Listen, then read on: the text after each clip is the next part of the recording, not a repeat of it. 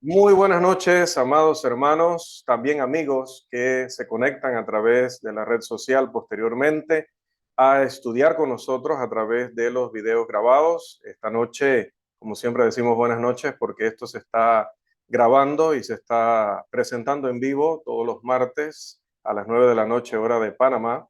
Y estamos de parte de, muchas gracias hermano, allí siempre atento. Estamos presentando estos temas, hermanos, como miembros de la Iglesia de Cristo, la Iglesia del Señor en muchas partes del mundo que se identifica con su cabeza, que se identifica con su dueño, como es nuestro Señor Jesucristo. Lo digo porque también dentro de los comentarios, como comentaba fuera de grabación, pues algunas personas están preguntando. Nosotros no colocamos algún logo alusivo porque la congregación local a la cual pertenezco pues no está supervisando este proyecto. Es un proyecto personal que ya traía de otro lugar y lo continué aquí en Santiago, pero no está bajo la supervisión de liderazgo local, así que por esa razón no utilizo los logos de la congregación, pero como ya estoy colocando al final en los créditos, pues este servidor es evangelista en la Iglesia de Cristo en Santiago, provincia de Veraguas, República de Panamá, y estoy muy agradecido por los hermanos que están hoy en vivo, aquellos que de pronto en unos minutitos se puedan conectar también, y todos aquellos que sacan ese tiempo para estudiar con nosotros este tema general de algunos cultos modernos, sectas, movimientos y religiones mundiales. Específicamente, estamos en la sección 1, vamos a movernos aquí un poco. Estamos en la sección 1 que trata acerca del grupo religioso conocido como los Testigos de Jehová, conocido ahora como los Testigos de Jehová porque ha tenido muchos nombres o varios nombres en su historia, y específicamente en nuestra lección número 6 del curso vamos a tratar el tema la iglesia, el reino y el milenio según la doctrina de los testigos de Jehová. Siempre vamos a colocar esa expresión o alguna similar porque otra vez son cosas que no se pueden verificar en la escritura, solamente estuvieron en la imaginación de los fundadores que hoy no les quieren reconocer como tales, que no les nombran como tales, pero la historia es innegable, está allí, es irrefutable y ellos son los miembros o los fundadores o miembros fundadores de esta organización, discípulos del adventismo, pero también incluyendo en sus doctrinas una mezcla de judaísmo con cristianismo, con adventismo y algunas particularidades de cada uno de estos señores que luego en el camino las cambiaron. Le respondía a una joven o una señora que nos comentaba porque ella mencionaba que estábamos obsoletos en nuestras citas y no es que estemos obsoletos y probablemente hoy vamos a citar cosas de Rutherford, de Russell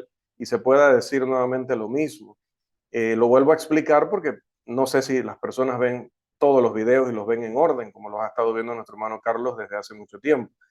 Pero en caso de que usted esté entrando por primera vez a este video, y piensa lo mismo, que estamos colocando citas obsoletas, lo primero que debo decirle es que es necesario, como un estudio de un grupo religioso, que citemos desde sus inicios lo que ha sido el fundamento y lo que han sido los motivos por los cuales han terminado convenciendo a miles o millones de personas a continuar en esta doctrina, y si en el camino han cambiado, le respondía a la señora, qué peligroso, pues, qué peligroso que hoy alguien me enseñe que para ser salvo debo hacer algo y yo lo haga, y en el camino muera creyendo eso y haciendo eso.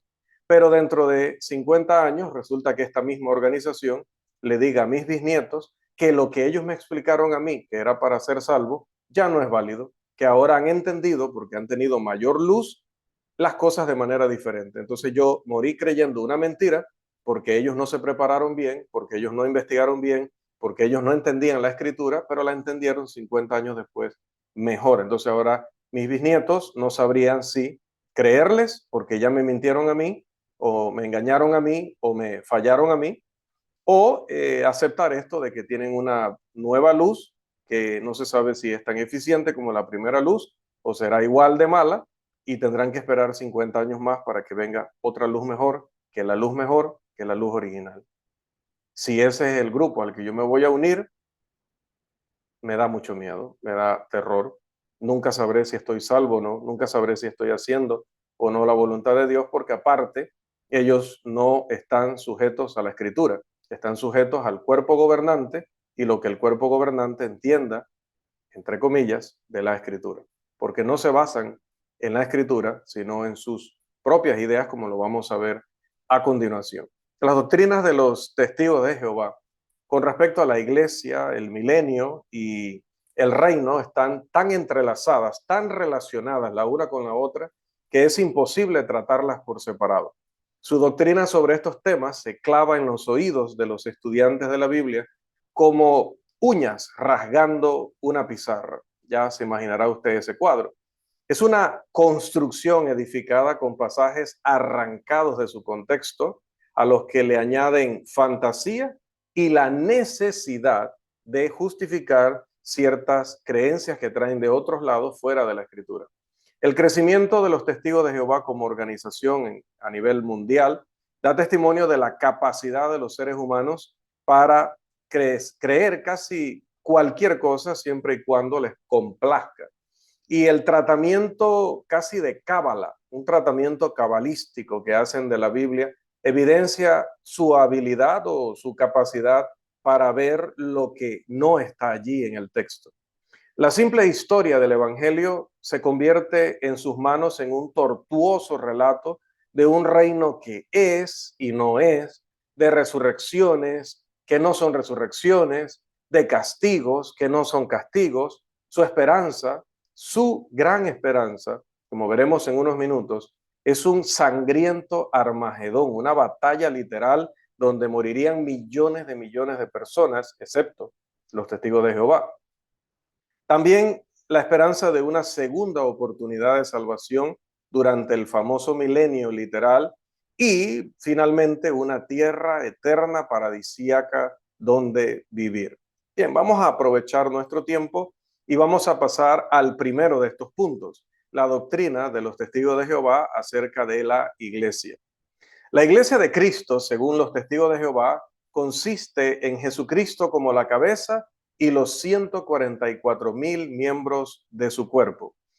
Insto a los estudiantes de este curso, como también aquellos que posteriormente estudian estos temas conectándose al canal, que busquen en la lista de videos los que tienen que ver con el libro de Apocalipsis. Allí explicamos el capítulo 7 y el capítulo 14 del libro respecto al tema de los 144,000 ampliamente, lo cual no vamos a hacer esta noche, porque también como nuestro Dios aprendemos la ley de la parsimonia, es decir, no desgastar esfuerzos en algo innecesario.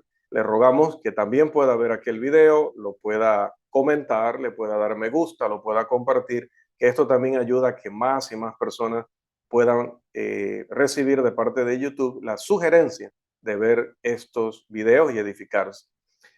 Tienen los testigos de Jehová una marcada aversión a la palabra iglesia, y no sé si usted lo sabía, detestan la palabra iglesia, tratan de evitarla, no les gusta, prefieren casi invariablemente en todos sus escritos, en su conversación, utilizar la palabra congregación. Siempre se refieren a los 144,000 miembros. Y a este mismo grupo le llaman de diversas formas, como pueden ver ahora en pantalla. Por ejemplo, le llaman la clase ungida, los elegidos, la clase del reino, el rebaño pequeño, la clase del santuario, los hijos de Leví y la nueva creación. Según uno de sus fundadores o uno de sus principales líderes, el juez Rutherford, ¿qué es la iglesia? A ver, comenzamos con la colaboración en lectura de parte de nuestros muy generosos estudiantes. ¿Qué dice Rutherford sobre la iglesia o sobre este grupo de los 144,000 miembros? Por favor. Amén. Adelante. Esta nueva creación tuvo su inicio con Jesucristo en el momento de su bautismo en el Jordán, cuando fue engendrado a la naturaleza divina y ungido con el Espíritu Santo sin límites. Gracias, hermano Carlos. Note la falta de mayúsculas en los pronombres que se refieren a Cristo y al Espíritu Santo. Los testigos de Jehová creen que Cristo es una criatura y que el Espíritu Santo es una mera fuerza, como una energía nada más, y no una personalidad divina. Para el tema de si Cristo es un ser creado o no, también les remitimos a lecciones anteriores donde hablamos con bastante amplitud sobre el tema.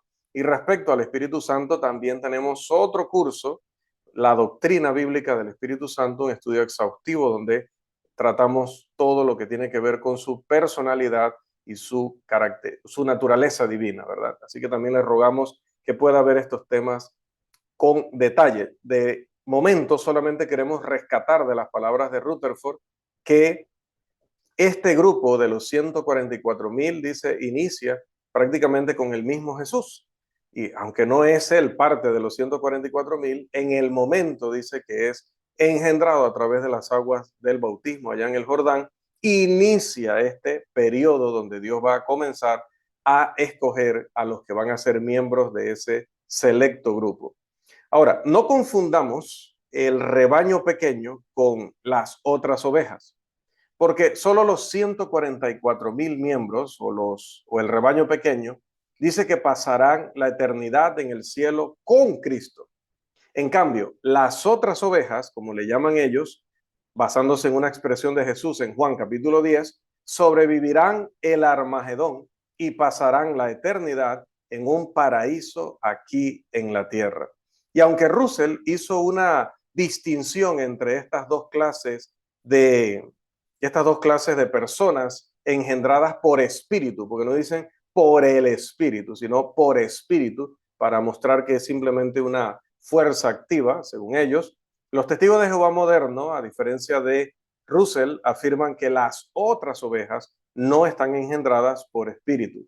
Russell también enseñaba que la puerta a la inmortalidad se cerraría en 1914, pero como los testigos de Jehová fueron más allá de los 144,000 miembros, reconocieron en 1935 a las otras ovejas. 144,000. Este grupo también es llamado los Jonadabs, término tomado de Segundo de Reyes, capítulo 10, versículos 15 al 28, y de Jeremías, capítulo 35. Así como Jonadab, dicen, que no era israelita, habitó en Israel y les ayudó, los Jonadabs de hoy no son parte de la clase ungida, pero recibirán recompensa en la tierra si siguen al rebaño pequeño. Por lo tanto, la iglesia, según los testigos de Jehová, solo consiste en los 144,000 miembros y tuvo su inicio en el bautismo de Cristo. Pero no es exactamente lo mismo que el reino, porque van a decir estos señores, creí que había incluido allí la cita, pero dice, voy a abrir comillas, la iglesia actual, por lo tanto, no es el reino de Dios establecido con poder y gloria, sino que se encuentra en una condición incipiente y embrionaria. Esto lo dijo Charles Taze Russell en su serie de estudios El Plan Divino de las Edades, volumen 1, página 284. Eso lo escribió en 1886 el fundador de la Organización de los Testigos de Jehová. Los Testigos de Jehová enseñan que la iglesia apostató o se desvió de la fe poco después de su establecimiento y no se restauró hasta que Russell comenzó su clase bíblica en el año 1870. Sin embargo, la liberación final de la cautividad babilónica no se refieren literalmente a la cautividad de Israel allá en Babilonia, sino que usan ese término para referirse a un periodo mucho más amplio que según ellos terminó hasta 1919. Los testigos de Jehová consideran a todas las demás iglesias como falsas y siervos o siervas de Satanás. La Biblia, por el contrario, no reconoce a dos clases de cristianos o dos clases de pueblo de Dios o un pueblo de Dios dividido en categorías, una más especial que otra o una gobernando a la otra. Hay un solo cuerpo y no dos, como dice Efesios capítulo 4, versículo 4. Además, Cristo murió, según la Escritura, para formar de judíos y gentiles, según Efesios 2:15 al 16, un solo y nuevo hombre. Porque antes no había uno solo. Antes había judíos y había gentiles, los que tenían la ley y los que no la tenían, los que tenían a los profetas, tenían a los patriarcas y a aquellos que iban a tientas, aquellos que vivieron esos tiempos de ignorancia de los que habla Pablo en Hechos capítulo 17:30, y aquellos que tuvieron, como dice Romanos 9:5, la ley de los pactos, el mismo Mesías, el padre de la fe, Moisés el legislador, etcétera. Pero ahora hay un nuevo periodo en el que él no va a hacer una nueva división de dos grupos diferentes, sino que hay un solo y nuevo hombre haciendo la paz y mediante la cruz reconciliar con Dios a ambos en un solo cuerpo. Pero si usted quiere pertenecer a la organización de los testigos de Jehová, le van a decir que no puede pertenecer a un solo cuerpo, tiene que pertenecer a dos cuerpos o a dos categorías o a una de dos categorías diferentes. También dice la palabra de Dios, por favor, en Romanos 12:4 al 5, alto y claro. Romanos 12:4 al 5 lo tenemos en pantalla. También puede leerlo de su Biblia si es más factible, pero ayúdenos a leer, por favor. Romanos 12:4 y 5. ¿Quién desea compartirnos la lectura? Carlos. Porque de la manera que un cuerpo tenemos muchos miembros, pero no todos los miembros tienen la misma función, así nosotros, siendo muchos, somos un cuerpo en Cristo. Dos veces en el mismo pasaje somos un cuerpo. Y hermano, terminamos de leer allí, por favor, 1 Corintios 12:13, enfatizando la misma idea. Porque por un solo espíritu fuimos todos bautizados en un cuerpo. Tan sencillo, hermanos. En cambio, los testigos de Jehová bautizan a todos sus miembros, sí, pero ¿sabía usted que enseñan que solo unos pocos entran en el cuerpo, mientras que los demás, las otras ovejas, quedan fuera del cuerpo? Ellos basan su doctrina en una perversión de Apocalipsis capítulo 7. Recuerde, por favor, visitar nuestro curso sobre el libro de Revelación o Apocalipsis. Contrastan o comparan o ponen en dos categorías distintas a los 144,000 sellados de las 12 tribus de Israel, que consideran como la iglesia o la clase ungida, con las grandes multitudes del versículo 9, las grandes multitudes de las cuales habla Apocalipsis capítulo 7, versículo 9, que afirman ellos que son las otras ovejas a las que se refería Jesús en Juan capítulo 10. Esos son aquellos que nunca alcanzarán el cielo porque no era el plan de Dios llevarlos al cielo. Interesante, ¿no? Arbitrariamente toman el número ideal o simbólico de 144,000 como si fuera un número literal. Pero el texto dice no solamente que son 144,000, sino que son 144,000 judíos. Pero en cambio, mire que allí, cuando ven la palabra judíos, no la toman literal, porque a veces las personas toman una parte del texto de una forma que les conviene, pero luego la otra parte no la consideran. Pues si 144,000 es literal, ¿por qué judíos no es literal? Porque los dejaría ellos fuera de la ecuación. Pero si judíos no es literal, nos está diciendo que estamos en un contexto simbólico. Entonces 144,000 no es literal. Entonces la doctrina de los testigos de Jehová sobre este asunto es antibíblica y por lo tanto colapsa. Afirman que la gran multitud del versículo 9 nunca llegará al cielo, sino que permanecerá eternamente en un paraíso en la tierra. Sin embargo, cuando vamos a la Biblia, ¿dónde coloca Apocalipsis 7 a este grupo? Si nosotros nos vamos al versículo 3, dice, y cantaban un cántico nuevo delante del trono y delante de los 4 seres vivientes y de los ancianos, y nadie podía aprender el cántico, sino aquellos 144,000 que fueron redimidos de entre los de la tierra. ¿Qué nos dice eso? Que ellos están delante del Cordero, versículo 9, están en el templo, versículo 15, donde el sol no los va a herir, versículo 16, y donde están el Cordero y Dios, versículo 17. Y aquí en Apocalipsis 14:3 se dice que están frente al trono. Entonces, si eso lo sitúa en el cielo, ¿por qué no hace lo mismo ese mismo lenguaje en Apocalipsis 7:9, cuando dice que la gran multitud, alias las otras ovejas, como le llaman ellos, también están delante del Cordero, delante del trono. Si los 144,000 al estar delante del Cordero y delante del trono están en el cielo, repito, entonces la gran multitud al estar delante del Cordero y delante del trono tienen que estar en el cielo también. Por lo tanto, no son dos multitudes diferentes o dos categorías de personas diferentes, sino los mismos redimidos vistos desde dos aspectos simbólicos diferentes. La iglesia, por supuesto, no comenzó en el bautismo de Juan, aunque pendientes allí, por favor, del ingreso de los nuevos, de los hermanos que se le está cayendo la conexión. La iglesia, por supuesto, no comenzó en el bautismo de Jesús. Mucho después de su bautismo, Jesús afirmó que su iglesia iba a ser futura, porque dice en Mateo 16:18, y yo también te digo que tú eres Pedro y sobre esta roca edifiqué.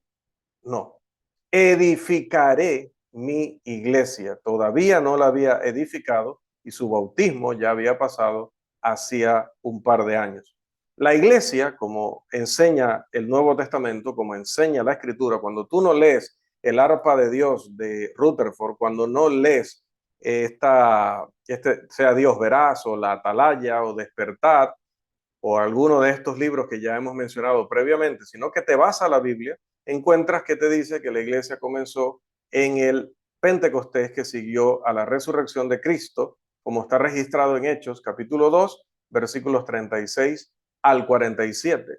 Tan seguro es que fue establecida muy poco tiempo después de la resurrección de Jesús y en esa fecha, que cuando Pedro le habló a los hermanos allá en Jerusalén y le habló sobre la experiencia que había tenido con los gentiles, recapitulando sobre todo lo sucedido, dice en Hechos 11:15, y cuando comencé a hablar, cayó el Espíritu Santo sobre ellos también, como sobre nosotros, y como le llamó aquel periodo de Hechos, como al principio. Hechos 2:36 al 47 deja claro que todos los que recibieron con alegría el Evangelio y fueron bautizados, fueron añadidos por el Señor a la iglesia o al número de ellos, como dice literalmente el texto. Aunque no nos unimos a la iglesia, elegimos o bien formar parte del cuerpo de Cristo o no. ¿Cómo? Al elegir obedecer o no el Evangelio, porque todos los que obedecen el Evangelio son añadidos por el mismo Señor a la iglesia. Aquellos que son traídos a la congregación, dice los escritos de estos señores, aquellos que son traídos a la congregación, abro comillas, son seleccionados o elegidos por Dios a través de Jesucristo, el primero elegido. No obtienen entrada a la congregación por su propia voluntad o deseo. Aquí citamos el libro Sea Dios Verás, de 1946, página 128. Así que, según ellos, Dios elige a algunos para ser parte de la iglesia e ir al cielo, y a un número mayor para ser parte de las otras ovejas y permanecer eternamente en la tierra. Esto es contrario a lo que el apóstol Pedro enseñó. Vamos a esa lectura, por favor, en Hechos 10, 34 y 35. Hechos 10, 34 y 35. Lo tenemos allí disponible en pantalla. ¿Qué enseñó Pedro, hermano Carlos? Entonces Pedro, abriendo la boca, dijo: en verdad comprendo que Dios no hace acepción de personas, sino que en toda nación se agrada del que le teme y hace justicia. No hace acepción de personas, pero en la doctrina de los testigos de Jehová sí, porque dice, tú te bautizaste y vas para la iglesia y vas para el cielo. Y tú te bautizaste, pero ni vas para la iglesia ni vas para el cielo. Acepción de personas. En cuanto a la obra de la iglesia, los testigos de Jehová creen que deben difundir lo que ellos llaman el mensaje del reino. Pero que las personas lo acepten, y presten mucha atención a este punto, que las personas acepten o rechacen este mensaje, aparentemente importa poco. Y voy a explicarme. Bueno, importa poco, ya que casi todos, como veremos más adelante, serán resucitados y tendrán una oportunidad o una segunda oportunidad. De hecho, esta era actual, desde la muerte de Cristo hasta el Armagedón, parece tener poca importancia, porque note lo que dice el fundador de la organización, Charles Taze Russell. Por favor, también lectura. Si algún otro quiere leer, también pues, puede hacerlo, pero si no, estamos contentos que el hermano nos siga ayudando.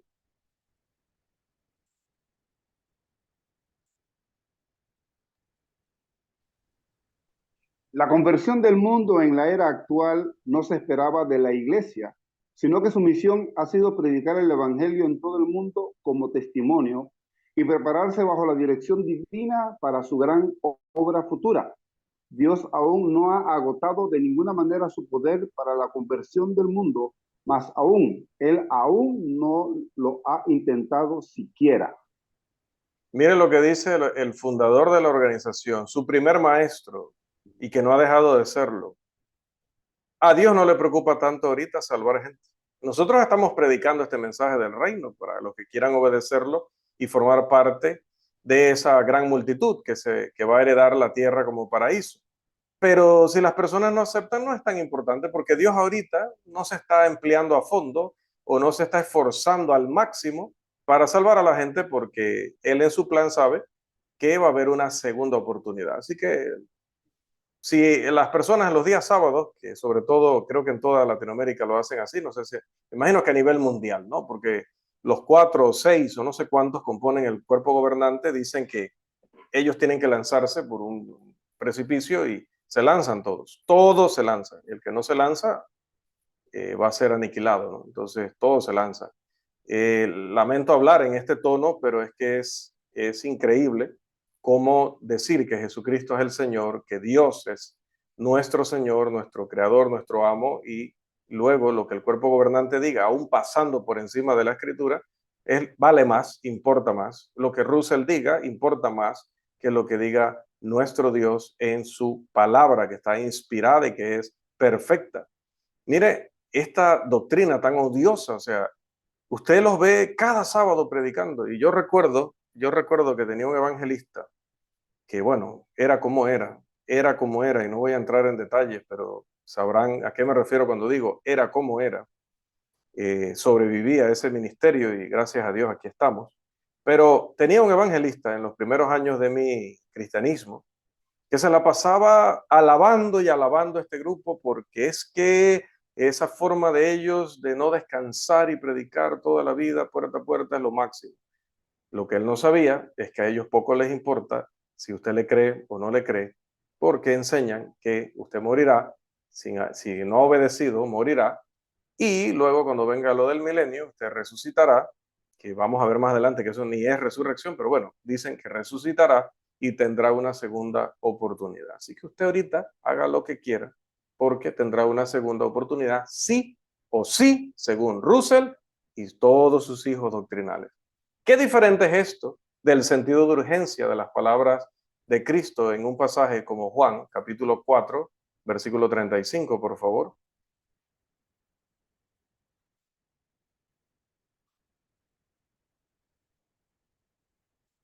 ¿No decís vosotros aún faltan 4 meses para que llegue la siega? He aquí os digo, alzad vuestros ojos y mirad los campos, porque ya están blancos para la siega. Un testigo te dice, si están blancos o no están blancos, da igual, porque tendrán una segunda oportunidad para estar blancos. Segundo punto, la doctrina de los testigos de Jehová acerca del reino. Como hemos visto, los testigos de Jehová enseñan que los mismos 144,000 componen la iglesia y el reino. Sin embargo, la iglesia y el reino, dicen, no son exactamente lo mismo. La iglesia tuvo su comienzo en el bautismo de Cristo, supuestamente, mientras que el reino no tuvo su comienzo hasta el 1 de octubre de 1914.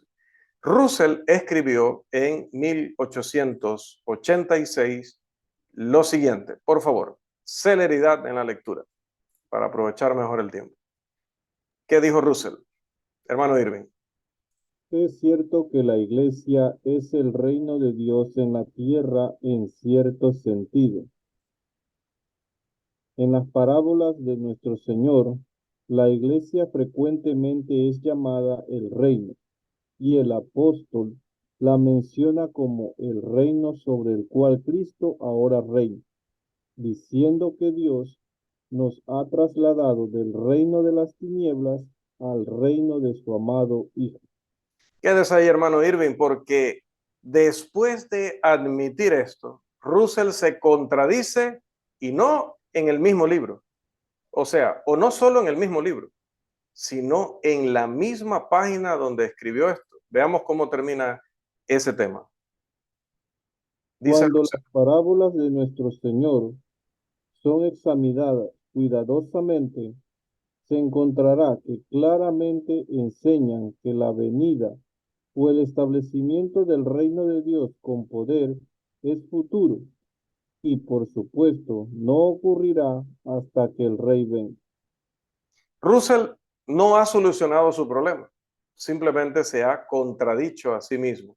El reino era futuro en el momento que Cristo pronunció sus parábolas, pero no era futuro después de su establecimiento en Pentecostés. Russell dijo en 1916 que la venida del reino en poder aún era futura, pero Jesús dijo en Marcos 9:1, de cierto os digo que hay algunos de los que están aquí que no gustarán la muerte hasta que hayan visto el reino de Dios venido con poder. Según la doctrina de los testigos de Jehová, estas personas que estaban oyendo a Jesús, o por lo menos algunos de ellos, todavía tendrían que estar vivos hasta el 1 de octubre de ese año que mencionaba Russell, porque Jesús prometió que algunos no gustarían la muerte hasta que viniera el reino de Dios. En Lucas 24:49, el Señor instruye a los apóstoles: quedaos vosotros en la ciudad de Jerusalén hasta que seáis investidos ¿de qué? De poder desde lo alto. ¿Y qué decía el texto anterior? No gustarán la muerte hasta que hayan visto el reino de Dios venido con ¿qué? Venido con poder. Sea hasta que seáis investidos con poder. Y luego en el 1:8 aclara qué tipo de poder será. Pero recibiréis poder cuando haya venido sobre vosotros el Espíritu Santo. Y cuando leemos Hechos capítulo 2, sobre todo los versículos 1 al 4, nos damos cuenta que en ese año, en ese momento, vino el Espíritu con poder. Así que ellos debían quedarse en Jerusalén hasta que fueran investidos con poder desde lo alto. El reino vendría con poder. Algunos de los que estaban escuchando a Jesús, estaban los apóstoles allí, estarían vivos para ver el reino venido con poder. Pues, ¿hay algún apóstol que se mantuvo vivo hasta 1914? Ninguno. ¿Alguno de los otros discípulos? Ninguno. ¿Hubo poder en Pentecostés? Sí, el poder del Espíritu Santo. ¿Vino sobre los apóstoles? Por supuesto. ¿En qué ciudad? En Jerusalén, no en Brooklyn, en Jerusalén. Entonces, fue en Jerusalén que inició el reino después de la resurrección de Cristo en aquel día de Pentecostés de Hechos capítulo 2. El reino debía venir con poder durante la vida de alguna de las personas del primer siglo. El poder vendría cuando se derramase el Espíritu Santo. El Espíritu Santo vino el día de Pentecostés, por lo tanto, con el peso de una demostración lógica se sigue que el reino vino en poder en el día de Pentecostés. En ese día vino plenamente y con poder. Vino con señales visibles y audibles de poder, porque Pedro dice, ha derramado esto que vosotros veis y oís. Dicho sea de paso, Pedro aclara que derramar el Espíritu no era literal, porque no se derramó la persona del Espíritu Santo, sino el poder del Espíritu Santo, y por eso usa el neutro. Esto ha derramado esto que vosotros veis y oís. Nadie estaba viendo a la persona del Espíritu Santo porque no hubiera sobrevivido a ese evento. Estaban viendo los resultados del derramamiento del poder del Espíritu Santo. Pero bueno, puede todavía estudiar más de eso en nuestro curso sobre la doctrina del Espíritu Santo.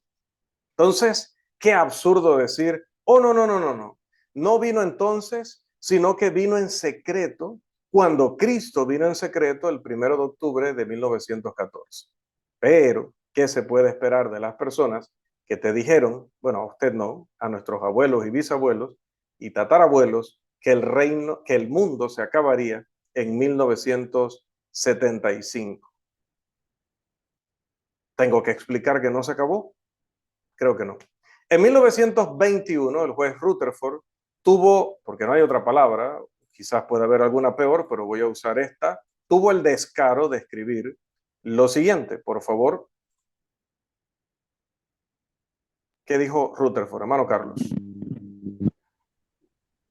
Ok, voy a bajar un poquito aquí. Lo principal que se debe restaurar es la raza humana a la vida, y dado que otras escrituras fijan claramente el hecho de que habrá una resurrección de Abraham, Isaac, Jacob y otros fieles del pasado, y que estos tendrán, el primer favor, podemos esperar que en 1925 se presencie el regreso de estos hombres fieles de Israel desde la condición de muerte, siendo resucitados y completamente restaurados a la humanidad perfecta y convertidos en los representantes visibles y legales del nuevo orden de cosas en la tierra.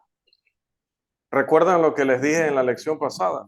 Rutherford enseñó que según sus conclusiones de su estudio de las Escrituras, Dios iba a resucitar a los patriarcas, Abraham, Isaac, Jacob y otros de un rango espiritual similar, y él mandó a construir una mansión para que ellos vivieran allí.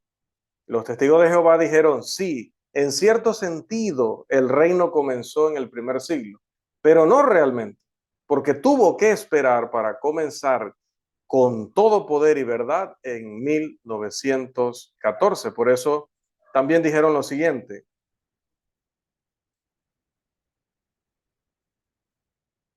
Por favor. Los tiempos de los gentiles se extiende hasta 1914 y el reino celestial no tendrá pleno dominio hasta entonces. Consideramos que es una verdad establecida que el fin último del reino de este mundo y el establecimiento pleno del reino de Dios se logrará a final del año 1914. Pero el fin no llegó. ¿Qué dijeron entonces? Bueno, Russell simplemente negó lo que había estado predicando durante más de 30 años y dijo lo siguiente, para justificar que el mundo no se hubiera acabado. Bueno, Carlos. Estudiando la palabra de Dios, hemos calculado los 2520 años, los 7 tiempos simbólicos desde el año 606 a.C. y descubrimos que llegaba hasta octubre de 1914, según pudimos calcular. No afirmamos categóricamente que ese sería el año.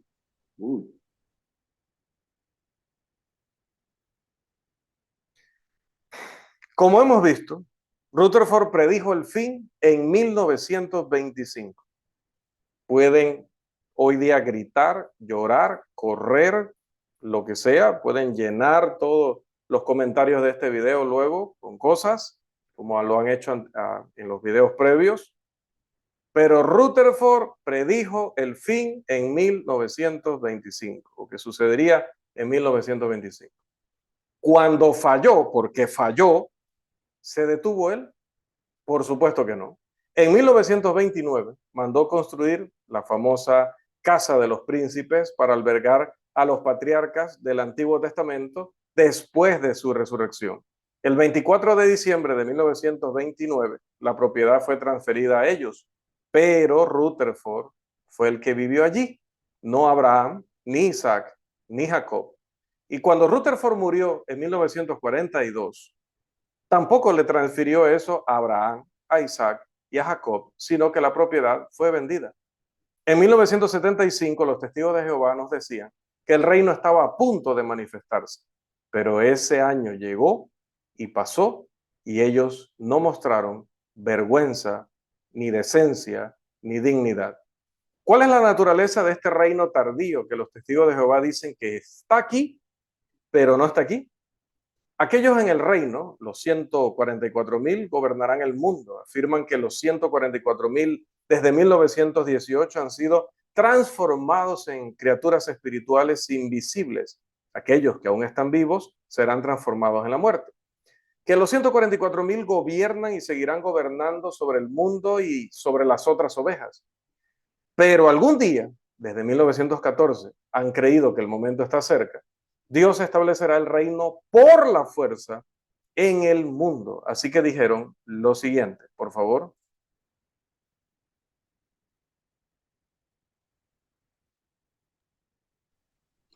El propósito mismo del reino es aplastar la rebelión y restaurar la justicia universalmente.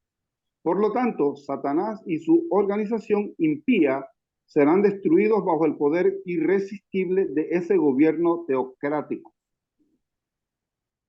Pasemos a hablar del Armagedón, ya que estamos hablando de destruir a los enemigos del reino. Este aplastante final de las naciones, conocido como Armagedón, tomando esa expresión del Apocalipsis, del libro simbólico que traducen, que interpretan, perdón, de manera literal cuando quieren y de manera simbólica cuando quieren, sí. De allí tomaron este nombre para hablar de una batalla que habrá en cualquier momento entre el reino de Cristo y las naciones del mundo, donde morirán muchísimas más personas que en la Primera, Segunda Guerra Mundial y en todas las guerras sumadas que ha habido en la historia de la humanidad. Este aplastante final ocurrirá en una batalla literal y sangrienta. Valerie Thompson, una ex testigo de Jehová, dice lo siguiente sobre este concepto. Leemos, por favor, hermano Irving, que quedó allí, que iba a leer, pero el hermano Carlos levantó la mano primero. Para los testigos de Jehová, Armagedón es el principio y el fin de toda su religión y creencias. Su expectativa es sobrevivir, la esperanza de que ellos y solo ellos vivirán a través de la temida batalla de Armagedón, todo, y no puedo enfatizar esto lo suficiente, literalmente todo depende de esto. Es esta creencia la que los mantiene tocando puertas en todas las condiciones climáticas año tras año. Traducido, la esperanza de ellos es que todos los que no sean testigos de Jehová mueran en Armagedón. Que mueran. En ese cruce de balas y de lo que sea que va a utilizar el Señor. No soy testigo de Jehová, nunca he sido, no creo que llegue a ser. Como sea esa guerra entre Cristo y las naciones, que mueran todos. Entonces, cada vez que tocan tu puerta, es una de dos cosas. Este es uno de los que se va a salvar o este es uno de los que morirán en Armagedón. Si esto suena demasiado fuerte, escucha a los testigos de Jehová describir por sí mismos el mayor beneficio de un testigo de Jehová. Hermano Carlos, por favor. Finalmente, y por encima de todos los demás beneficios, está la satisfacción de ver el nombre de su Padre Celestial y su soberanía vindicados mediante la destrucción eterna del mundo maligno de Satanás con todos sus seguidores. Sí, eso nos incluye a usted y a mí. Valerie Thompson cuenta la historia de un joven testigo de Jehová que le dijo a sus compañeros de juego que Jesús pronto los mataría. Ellos corrieron gritando a casa, ¿no? En 1941, el juez Rutherford aconsejó a los testigos de Jehová que esperaran hasta después de Armagedón para tener hijos. Cuando William Whelan escribió su libro Armagedón o Armageddon Around the Corner o Armagedón a la vuelta de la esquina, en 1962 ofreció reembolsar el precio de compra si Armagedón llegaba antes de que el lector terminara el libro. No hace falta decir que fue una oferta segura. Él sabía que no llegaría antes, ni después, ni nunca. Hablemos del milenio porque el tiempo anda a caballo y nosotros a pie. El cierre de la batalla de Armagedón, que será ganada por los testigos de Jehová contra el poderío militar combinado del mundo, dará inicio a lo que llaman el milenio. Solo los testigos de Jehová habrán sobrevivido a Armagedón. La tierra se convertirá en un paraíso, con paz y abundancia para siempre. La muerte desaparecerá, excepto para unos pocos, aquellos que se nieguen a obedecer a Jehová. Aquellos que sobrevivan al Armagedón podrán tener hijos, pero estos no tendrán maldad. Muchos de los muertos serán resucitados, entre comillas, durante el milenio. Y dado que los testigos de Jehová enseñan que el alma muere con el cuerpo, lo que entienden por muerte no es la separación del cuerpo y el espíritu, como lo enseña la Biblia en pasajes como Santiago, capítulo 2, versículo 26, sino que para ellos la muerte es la aniquilación. Y la resurrección no es realmente una resurrección, sino una recreación. Porque si tú aniquilaste a esa persona, si tú la desapareciste, ya no existió en ninguna forma y vuelve a aparecer, eso no es una resurrección, es una recreación. En efecto, Dios tiene tu plan de vida archivado y simplemente te volverá a crear con el molde, ¿no? El molde original que Él tenía para ti. En efecto, pues los testigos de Jehová lo describen como una reactivación, entre comillas, voy a ponerlo, una reactivación del patrón de vida de la criatura. Así dicen literalmente, cierro comillas. Parece que la mayoría de la humanidad será reactivada. Esto suena mucho a Terminator, más que a la Biblia, ¿no? Y encontrará vida aquí en la tierra en condiciones, ya como dijimos, paradisíacas. Sin embargo, algunos no serán levantados. ¿Quieres saber quiénes? Aquellos que murieron en la batalla de Armagedón, aquellos que son demasiado impíos, por ejemplo, que no donan nada por la Atalaya y Despertad, no compran ninguno de los libros que ellos, por los que piden donación, antes los vendían. Aquellos que han pecado contra Espíritu Santo, aunque no sea una persona, sino algo, y varios otros. ¿Sabe como quiénes? Es que usted se va a sorprender quizás. Dice que no será levantado Adán ni Eva por habernos metido en todo este problema que nos metieron. Caín por haber matado a su hermano. La gente de Sodoma por perversos. Judas por traidor. Y otro poco de gente que no le voy a decir aquí para ahorrarle a usted la lectura de todos los libros y folletos de los testigos de Jehová. Los justos muertos serán resucitados para vida eterna en la tierra y los justos muertos o los injustos muertos, perdón, serán levantados para tener una segunda oportunidad llamada la resurrección del juicio. El día del juicio. Día aquí no es literal porque dice que se extenderá a lo largo del milenio. No es tanto un juicio, sino una prueba. Si los reactivan y pasan la prueba, recibirán vida eterna en la tierra. Si no la pasan, simplemente Dios los aniquilará o los eliminará. Pero la mayoría pasará la prueba y vivirá feliz para siempre.